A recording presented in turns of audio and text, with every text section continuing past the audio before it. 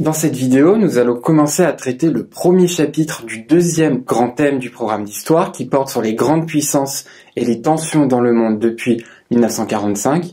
Ici, nous allons nous intéresser aux États-Unis depuis 1945. Et pour traiter ce chapitre, nous allons analyser un sujet type de composition qui pourrait tout à fait tomber au bac, ce qui va nous permettre de revoir la méthode de cet exercice et de faire un rappel de l'essentiel du cours. Donc ce sujet type est le suivant, les États-Unis et le monde depuis 1945. Et face à un tel sujet, la première étape du travail consiste à analyser les termes du sujet et de repérer les grandes questions qu'il pose. Les États-Unis.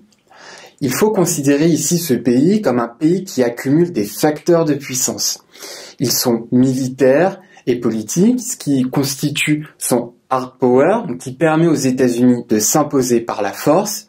Ces facteurs de puissance sont aussi économiques et culturels, ce qui constitue son soft power, qui permet donc aux États-Unis de diffuser sa vision du monde, ses valeurs, son idéologie, ce qui lui permet de susciter l'adhésion d'autres pays à son modèle.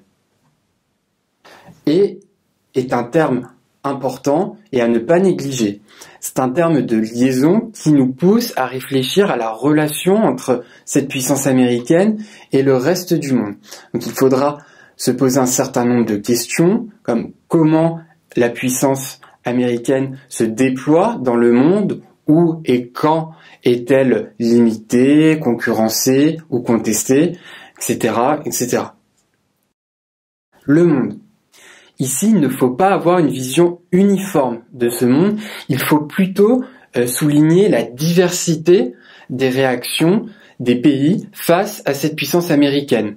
Il faudra citer par exemple des alliés des États-Unis, des pays qui adhèrent à son modèle, et aussi des pays qui sont plus réfractaires, qui contestent cette puissance américaine. On peut penser aux pays communistes pendant la guerre froide, ou de façon plus contemporaine à certaines organisations politiques terroristes qui ont attaqué les États-Unis comme Al-Qaïda. Depuis 1945. Ici, il faut faire référence à différentes phases des relations internationales où cette puissance américaine évolue de façon différenciée. Déjà, entre 1945 et le début des années 50, les États-Unis assument la direction de ce qu'on appelle le monde libre. Puis, dans un contexte de guerre froide, entre ces années 50 et 1991, la superpuissance américaine est concurrencée. Enfin, depuis 1991, on a affaire à une hyperpuissance américaine qui est sans rival, mais depuis cette date, cette hyperpuissance est de plus en plus contestée. Enfin ici, on a une longue période, il faut donc dans le plan privilégier une démarche chronologique qui est la mieux adaptée au sujet et la moins risquée. Maintenant, on commence à voir que toutes nos remarques portent sur un grand thème commun. En effet, avec les États-Unis, on a donc affaire à une puissance qui est complète, mais qui est aussi évolutive, qui est plus ou moins forte dans le temps et dans l'espace. Et il faut que notre problématique reflète cette grande idée. Je vous propose donc celle-ci, comment se construit et évolue la puissance américaine dans le monde depuis 1945.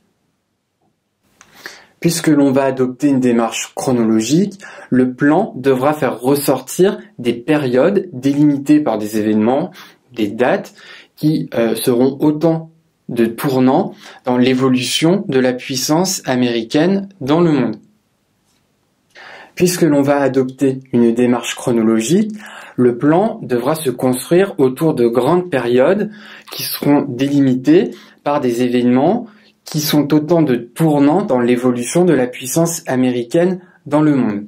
Vous avez ici un exemple type de plan, vous pourriez tout à fait en proposer un autre si vous êtes capable d'argumenter, et c'est ce plan maintenant que nous allons développer et qui va nous permettre de faire un rappel du cours.